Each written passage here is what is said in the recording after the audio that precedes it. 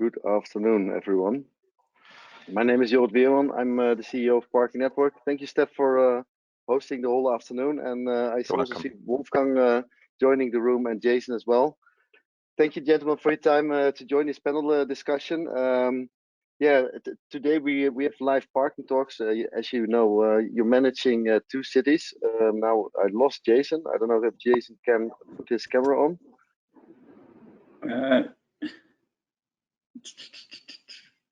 And in the meantime, I will just ask both gentlemen. There you are back again.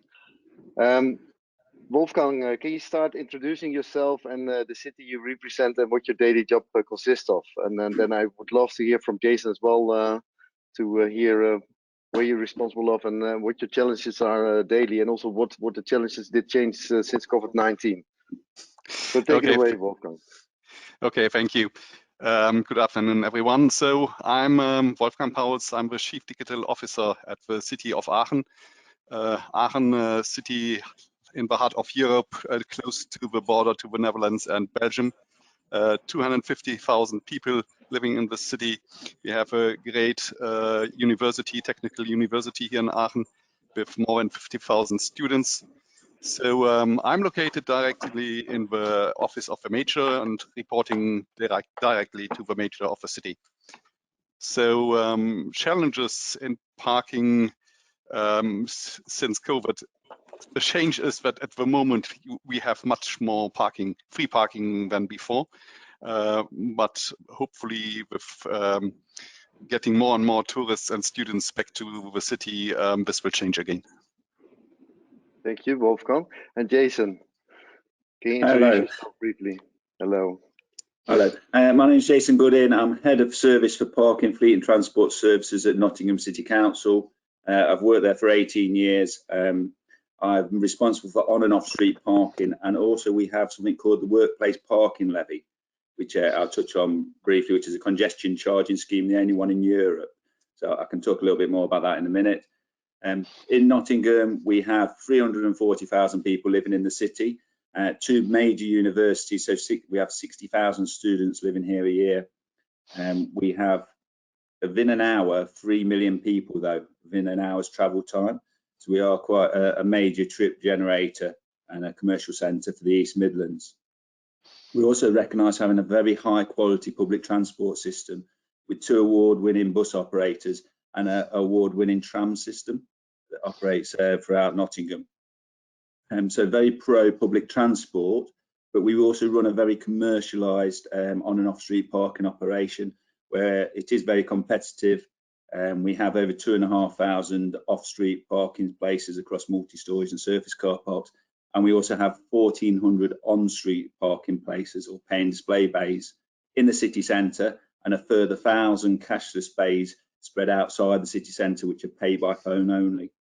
We generate around £10 million a year commercial income through this operation, which is returned back into funding public transport services. Just very briefly as well, we do the Workplace Parking Levy. The Workplace Parking Levy, a whistle-stop tour, is a charge placed on employers who provide workplace parking places, commuter places. They are charged £424 per year per place that they provide, and that is to encourage employers to manage and potentially reduce the amount of free private non-residential parking places they provide. And that money is then ring-fenced back into improving public transport systems. We've generated £75 million since 2012 from the scheme, and from that we will sort of go through the different, I mean, it's probably better if I go for the COVID impacts on both of these schemes in a minute. Thank you. The similarities between both of your cities is that you both are a university city. How does that make the whole management of your city different as any other city? Take it away, one of you guys. Who would like to start on that? Wolfgang, do you want to go first?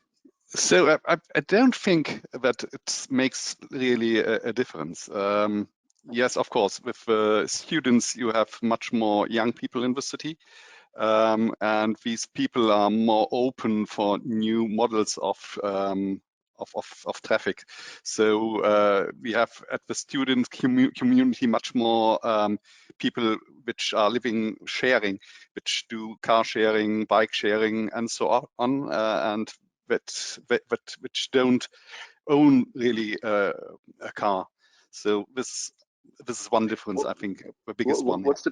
What's the percentage of the students using a car? Because we are neighbor cities. I'm here in Maastricht. I've been studying here a long time ago, and I know that in my time already, the German people, the German students, most of the time, these were the students owning a car already, and these were the people looking for spots. So, can you tell me a little bit more about the percentage? Because I would expect that, for example, students during the week are traveling and on the Monday and the Friday by car to come into the city and to get out of the city. But is it something you can share where you have numbers on or statistics on? I don't have any numbers or statistics on this, but it's really changing the number. So there's more and more that students don't have their own car. More and more that they are also traveling into the city by train or by public transport, even with buses and so on. So this is the major change at the moment. And so we had to really invest into the public transportation to the campus because there's more and more students using even the public transportation, and especially we have to invest heavily in bike lanes and so on, because we have more and more the usage of bike. Even it's not so flat like Maastricht in Aachen, but there's a change, yes. And yeah, I don't want to go immediately in the time where we're living now, but I can understand you were talking about public transport, and yeah, we are talking about parking, of course, and we'd love to see how we can evolve the whole industry. But due to COVID-19, I can expect that some students as well, or people are more eager to travel by car instead of public transportation. Do you also see that in your own city, Jason? I think just on the first point, a lot of our students are travelling on the public transport systems, and that's one of the things that we fund both from parking and from the workplace parking levy. We put a lot of money back into the public transport system, and we have dedicated bus services running to the universities because of the high demand. So I think they are seasonal as well, and obviously there's a natural transition of the student population every year. So it's one of us that they're very, if they do use cars, they're very eager to use things like the cashless or the latest ways of paying rather than being cash sort of orientated. So yeah, can you just repeat the question that you wanted me to answer for COVID? Yeah, I just wanted to know if you see a difference that more students, because you both explained that students are more eager to use public transportation, but now everything is starting up again. I don't know, might be in Nottingham a little bit later than here in the Netherlands, but might be that people are more eager to travel still with private with the car instead of public transportation. And I was wondering if you also see that movement by students at the moment. Not at the moment. So we are, the universities at the moment are still closed and looking to do it for remote working. However, I think car ownership is very low for the students. The universities are very adept at managing their own sites because they have a workplace parking levy to pay.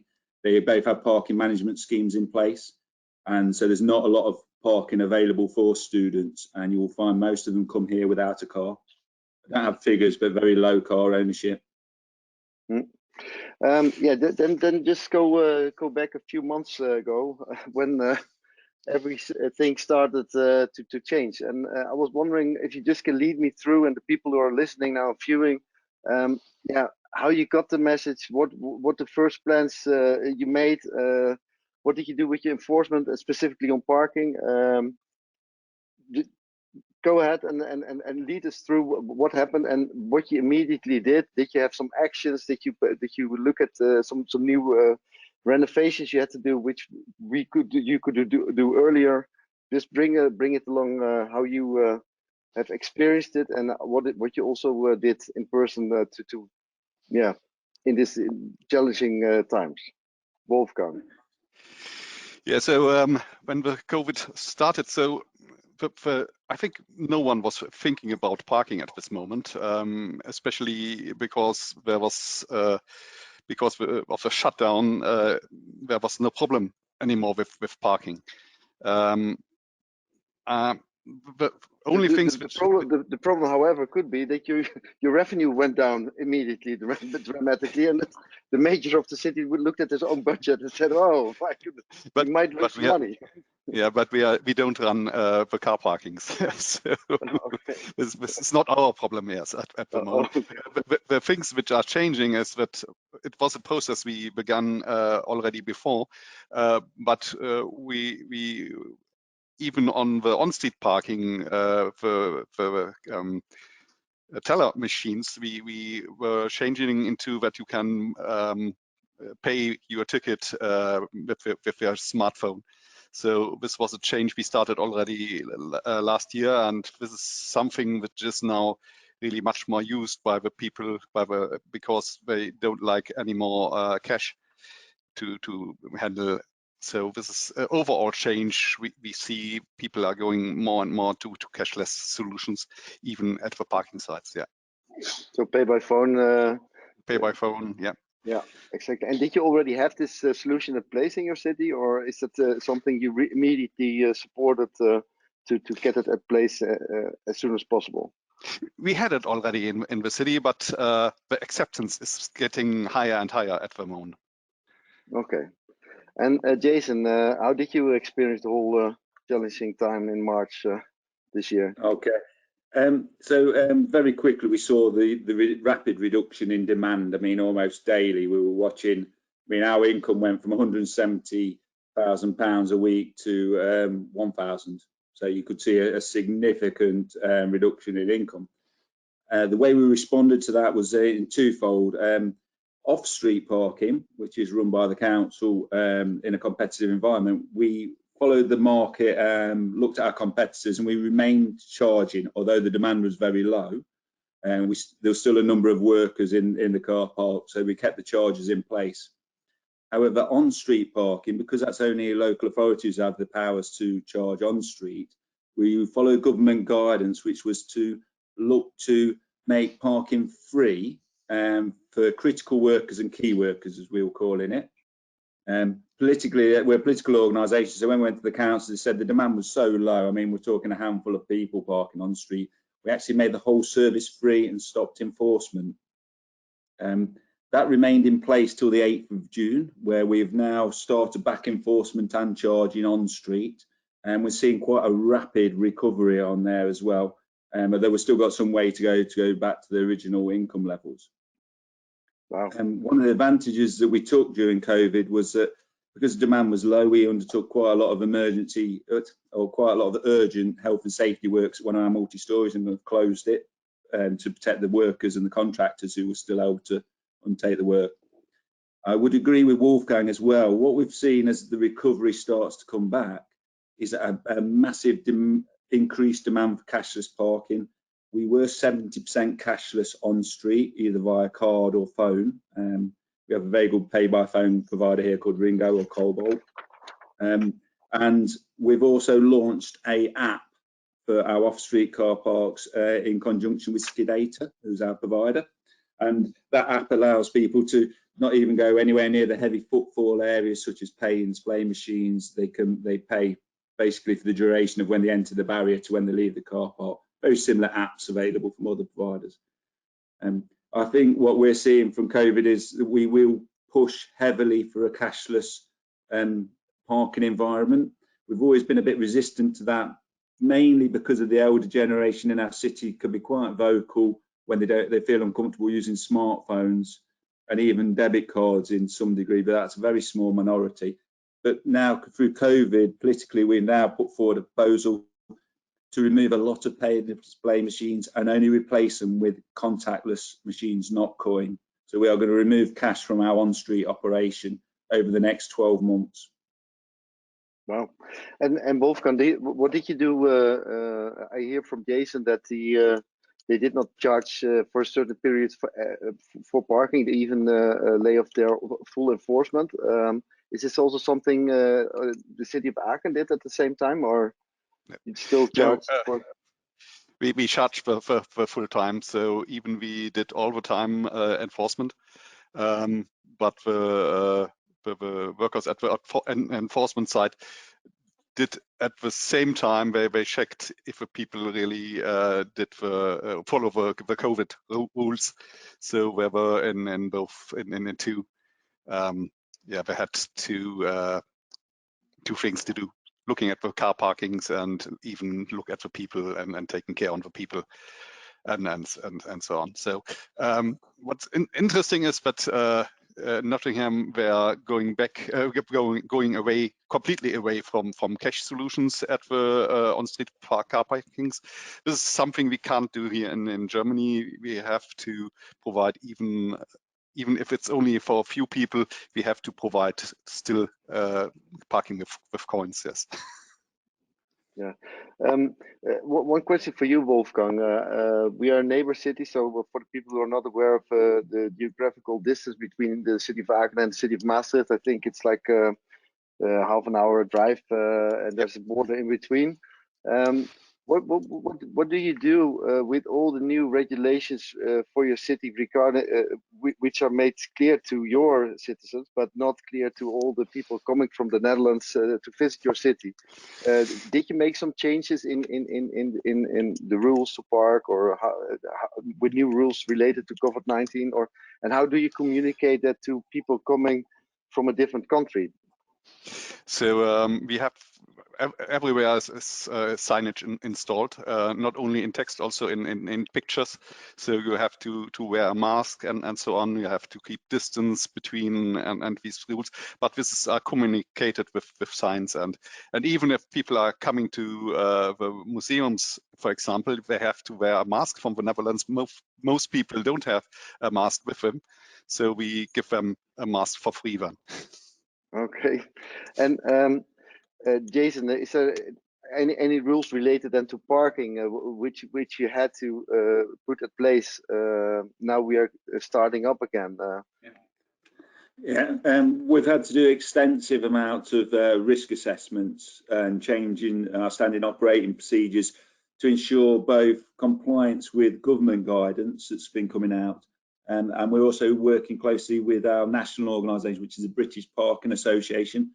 So we've been sharing our experiences with other UK cities to try and look at a coordinated approach to COVID, because I think rather than us each trying to do it in piecemeal, it's been useful to have like a central organisation that can also lobby the government, because the government has put out some advice, such as there's a lot, if you're a critical worker or a key worker, as they call it, you can park for free. The problem with that is nearly everybody at the start of the epidemic was a key worker. So anybody who worked in any sort of transporting food, supermarket, news agents, hospitals. We've now seen as the recovery comes, that's just not, there's more permits than there is parking. So as cities, we are looking to rapidly reduce that criteria to just frontline National Health Service workers, so doctors and nurses. We have not got restrictions in place for wearing face coverings or masks in the car park, but there is a requirement that you wear them on public transport now, which is actually enforceable in law. So we are more around education, very much like Wolfgang said, putting the information out there, putting visual displays out there, and making people aware and our staff aware that they need to try and respect social distancing, which has come down to 1 metre now as well, which has only just changed for us. Yeah, interesting. And did you experience any advantages during this COVID-19 for your own, in your own work, or which you could speed up some plans, or can you tell us a little bit more about some advantages during this time? Because of course these were difficult times, but it also can help you out. If you get a lot of people out of your way, it might make your work a lot easier. So yeah, what were the unexpected advantages during this time? So the digital transformation has much more speed today than before. So even in the public administration, people now willing to work from at home. This was before a no-go, and every part of digital transformation, smart city things, and so on, they really get push forward, and that's really the good thing. And I don't think that these things will go back. this we will still have this advantage from this COVID time. Yeah. Yeah, that's good. And Jason? I think I mentioned that we did undertake some health and safety works at one of our car parks. If we'd have closed that asset, that would have been a significant income loss to the council and a very difficult decision. But due to COVID, we took the advantage of actually closing the car park totally off, which is almost unheard of in a city centre location. So that was very useful for us, and we've accelerated the works because we've not had to work around customers. I suppose the other advantage is I've always been pushing for a cashless operation, especially on street. We suffer a large extent, I mean, I don't know what it's like in Europe, but our pay and display machines are often targets for theft. And that's a very expensive and disruptive cost to the council, both through the cash we lose, also the disruption to customers and the amount of free parking we end up having to give away because people will say, well, the machine wasn't working. I could not mean, and sometimes we could lose a whole bank of machines in several streets. So I think COVID has made people realise you can move to a cashless payments. You go to the supermarket, and I've seen even my mother, for instance, never used the contactless payments, but now she thinks it's wonderful. So yeah, I think we've seen that switch. But there's also a disadvantage, I suppose, because a lot of people who are not aware of doing any shopping online and had only the experience in the city to buy all the groceries and all the clothing and so on. Are you afraid that you will miss out? People coming to your city to do some shopping and to spend money in your city and park a car and so on? Yes, it takes time, but sorry. So the Wolfgang, after you, sir. Okay. Yes, of course. So it's still not the same frequency in the city, in the shops, and even in the car parks like before. Tourists are still missing. It's a soft opening, so in this direction. And especially if I look forward to the Christmas time, we have in Aachen the very famous Christmas market with many tourists from all over Europe. Which also crowd the shops, and even it's the only time in the year when all the car parks were full and complete full, and we expect not the same numbers like the last years, and even there will not be the same number of people in the city, even if there will be something like a Christmas market. At the moment we are discussing to shrink this market down so that the people can keep the distances, the social distancing we had all the time, and because we are not expecting a change until end of this year or beginning of next year in these things. Can you tell me a little bit more about how you started up again? Because it depends on where you are in this whole pandemic timing. I know here in Maastricht, where we are, is the city made a lot of different ways where people only walk in one direction, and people need to get used to it. But also there is still the problem that it's still more empty than people are still afraid. And I was wondering how are you promoting your city in a way that people are more coming and they should feel comfortable to stay in your city, move around in your city, and to buy anything they're looking for. Jason, do you have anything you can tell about that? How is there a strategic plan or a communication plan, or? There's I mean, the way we've seen it impact on our cities, we are wondering what the new normal will be. I don't expect we'll probably get back to our parking income levels or patronage levels, maybe ever, in terms of what's happened, because there is an impact on people's behaviour. One of the reasons I say that is working from home has become a very practical and deliverable solution, something that before we used to talk about it, but now we're seeing whole tranches of employees working from home now for 3-4 months, and it does look like that will affect one thing, our commuter market. We are also very heavily dependent on events, so everything from the theatre to music concerts and so forth in the city, they bring in a lot of income, and we can still see that industry being when will that get back to normal, and what will the patronage levels be? So I think we are seeing a massive reduction. We are starting to see it creep back, and I think a lot of people are wanting to get back to what they would regard as normal, so shopping and visiting the city, but it's very slow at the moment. And what we're trying to do to give some confidence to people is we've obviously marketing to our residents and within the local catchment area, the East Midlands, about, you know, social distancing, that the city is open, but you do need to adhere to the new advice and guidance. But I think we just need to feel a general confidence come back into the public, and people are very worried about a second outbreak. I know there's been the city in the East Midlands, Leicester, this weekend has been talked about. It could go into a local geographic lockdown if the levels increase. That does not help us or any other city, including Europe, does it, if we start to see these resurgence of COVID? So very nervous time. Yeah. And Wolfgang, does it count for your city, Aachen, as well? Yeah, absolutely. Absolutely. So I think it's the same all over Europe. And it will take time, but people are getting back confident and but have really came back to the city. So it's the advantage at the moment is it's summertime, so many things are taking place outside. So restaurants had outside tables and so on. These are crowded, of course, even with distance between. But if the thing the buildings end of the year in autumn, so we'll really see that we will still have not so many people in the cities. Yeah, okay. Absolutely. And yeah, Jason, you already referred to it in the occasion that the second wave would come.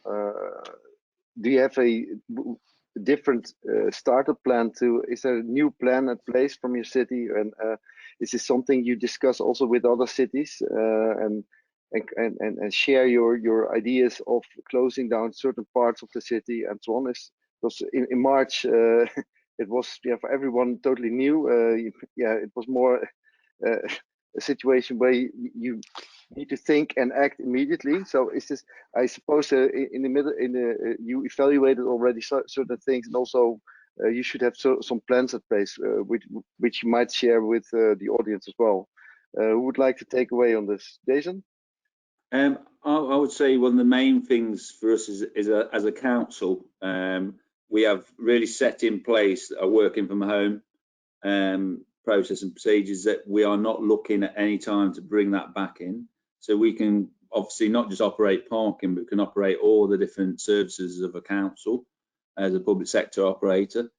We're really looking for government guidance on what happens if there is a second outbreak, because we are actually in the middle of our relaxation of lockdown.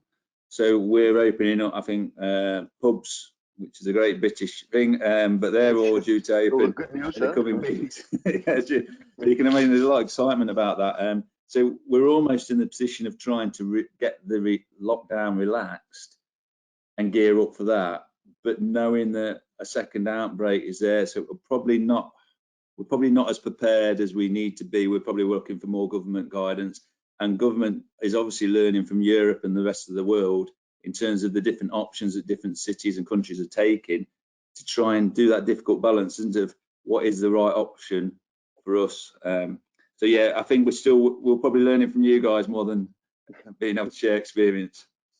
Yeah, we're a little bit ahead of you. Yeah. And one more thing is you referred to working from home as well.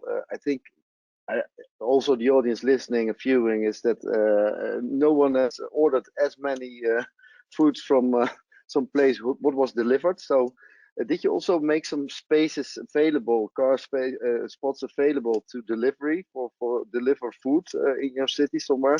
Because I can imagine that more and more people are bringing food and than just visiting the city. So these delivery boys, they need to have more space. Is this also something you gave them?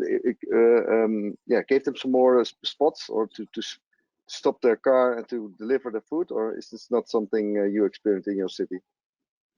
So this is something we don't experience. So it's perhaps it's with delivery boys are using motorcycles or bicycles. So, but so far for food delivery there was no no ask need. for or no need to get additional space free there.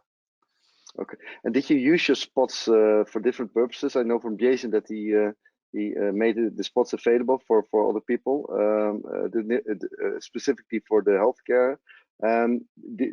What did you do with the spots which were not used in this pandemic time, Wolfgang? Nothing. They were free. It was free place. The kids could play around. Yeah. Okay. Jason, I would like to know a little bit more about your workplace parking levy. Can you elaborate a little bit more on that? Because I know that's something really specific for your city. Yeah. And I'm sure that it would be of interest as well for the audience to know why and how you installed it and what are the benefits. Yeah. So a workplace parking levy is a charge that is placed on employers to manage and potentially reduce the amount of workplace parking places they provide. A workplace parking place is an employee or a contractor or a consultant who's attending their regular place of work. So I'm an employee of the City Council. If I drive my car in and park on their site, that is a workplace parking place, and the council is required to license that.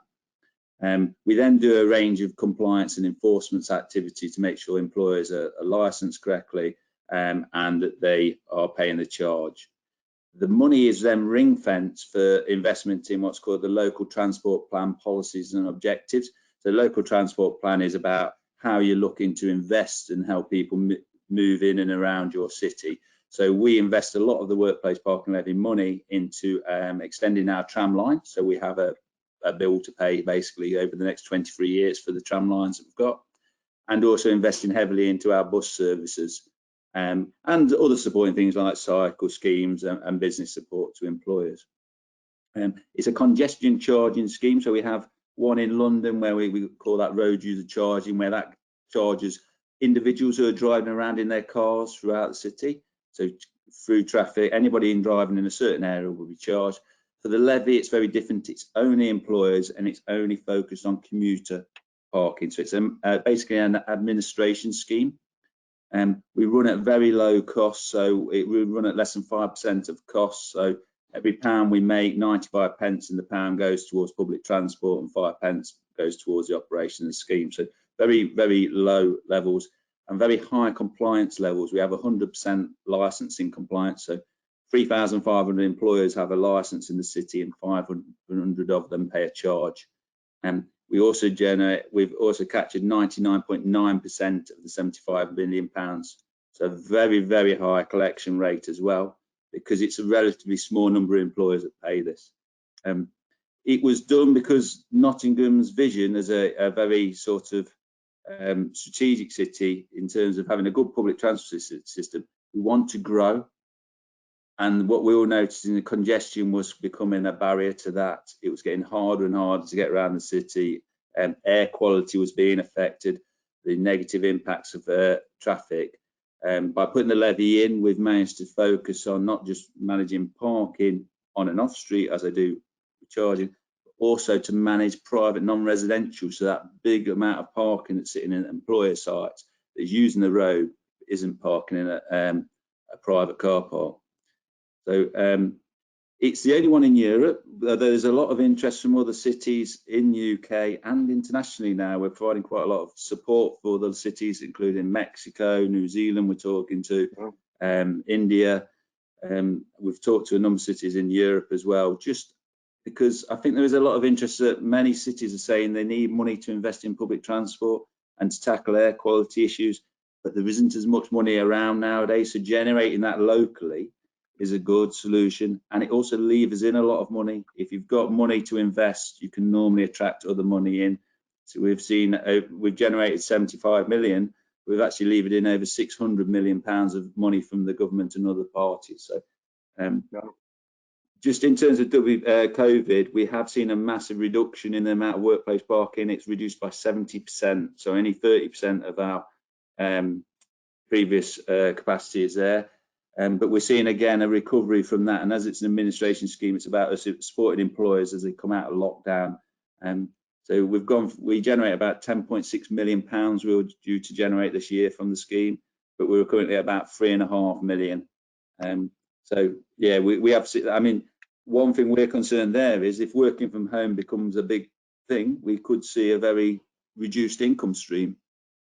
But we'll be seeing improved air quality and we'll be seeing other benefits from that. So it is always a balance. Yeah. And Wolfgang, can you elaborate on anything familiar in your city where you're proud of related to the mobility issue? And yeah, if it's related to parking, that would not even be better. But or any changes in time since the pandemic, or? So it's the same in Aachen. We are thinking about how we can increase the money for the public transportation, even to get it more attractive and to bring more people on the public transportation. I think this is a very interesting concept you are doing here at Nottingham.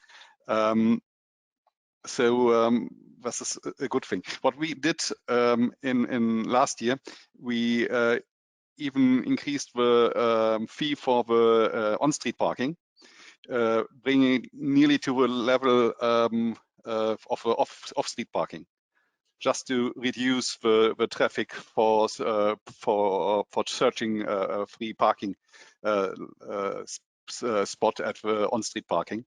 So this really worked in a good manner. So and we reduced the traffic, the search traffic for on-street parking with this. I'm also wondering, do you get were you in more contact with your vendors, your suppliers, specifically for parking in your city than before, to lead to think about cashless parking, pay by phone, wayfinding, data and so on? Is this something you experience that all your vendors, which you normally have your period evaluation with when they would like to sell you something or upgrade you or whatever, but did you experience a difference there as well, that you got more support from your partners in the industry? So there's not so much communication between the parking vendors in the city here. So we got our local vendor, which is the APEC, but even we have vendors like Conti Park, Q Park, and other vendors. So I think we have 5 or 6 parking vendors in the city. But from the administration, there's no regular communication between these vendors and the administration so far. Is a good idea to invest in better communication between the parking vendors and the city, I think. But so far it does not happen really. So the only communication or contact between the city and the parking vendors is that we have a system, a guiding system to free parking.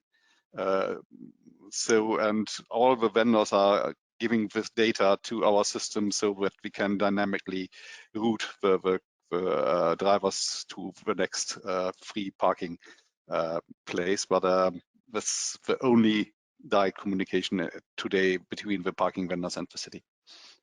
Okay, but if I may conclude, you're open for any communication from your vendors. Of course. Okay. And Jason, did you experience something differently in the last couple of months in the communication? Well, we are quite commercially driven, which is unusual for a local authority. So I have a parking manager who runs our parking operation, although I used to run it, and Karen has been running it now for a number of years. We're very proactive, so we don't allow our vendors to sit out there, our suppliers to sit out there. We are on the doorstep with them saying, come on, we want to be the first, we want to improve operations. So we work very closely with Skidata, and we were already working on things like this app, which is basically, putting it on your smartphone, the app, you can then drive in, your barrier will raise, your charging session will start. When you leave, the barrier raises and your charging session ends and you get billed. So we've just launched that app, which we're very in conjunction with Skidata, which we're very happy about. It's going to be a big sort of focus for us over the next 12 months to push that. We've also been working a lot with our pay-by-phone provider, because again, we expect quite a lot for our money, and we expect to have a very beneficial working relationship. We're not just paying them for their services, we expect to push them hard to develop their products and move quickly. So again, we've been able to use communications via the pay-by-phone app that we use, and we've also been able to put all the permits on for when they talked about key worker and critical workers. The government was issuing all these different things that you could print out and you could do, which is really open to a lot of abuse. So we've actually managed to move all our permit holders onto our pay-by-phone system, which is something we said, look, this is what we want to do, because then we can capture and manage it. And if they're parking in the on-street bays, you won't be getting your commission fees from them transactions, because they'll be parking for free. So I think sometimes you have to be quite tough with the suppliers and vendors, and it makes them develop rapidly, because it's a benefit for all of us. They can then sell that product and experience wider, and we get a very high quality parking offer for our customers. Okay, sounds good, Jason. Gentlemen, to round up, we still have some minutes left, but is there anything you would like to share with the audience which we did not talk about, and you missed in all the questions I raised, Wolfgang? Or is there anything you would like to share or talk about? Or nothing to add at the moment. Thank you. Okay, and Jason? I would just like to say, I mean, I'm quite happy to share some information, because I know the workplace parking of it is there's a lot more detail there, but we can share some information hopefully through the parking network, which will allow people just to understand a bit more about it. And if it is of interest, feel free to contact us. We're open for business. Yeah, anyone who would like to get into contact with Wolfgang or Jason, yeah, we will share your contact details if that's all right with you. Yeah. Okay. Yeah, for the rest also, I would like to thank you for your time being in the session. I think in these difficult, challenging times, it's very important to have a stage and to communicate with each other in this virtual way. Personally, I prefer as well to see each other in person and at a bar or a hotel or a restaurant, or and see each other and say cheers. And but I think we have to wait a little bit longer for that to win from this challenging times to get the pandemic out. Yeah, guys, thank you so much. I think Steph can also join now, because I would like to thank my team as well for the whole day. Tomorrow is another day, also for you gentlemen, which is focused on the US. What might be interesting is to see and also to learn from both different continents, because they are in some way further than we are here in Europe, with definitely from software sides. There's a lot of interesting solutions. So tomorrow we focus on the US day, and today it was the whole European day. But Steph, I would like to thank you for hosting today, and also Melissa and everyone in my team, because it's always this was the third edition, and yeah, we try to do this every month to give everyone a stage and to communicate with each other. So yeah, thank you, gentlemen, and I give the word now to Steph. Thank you.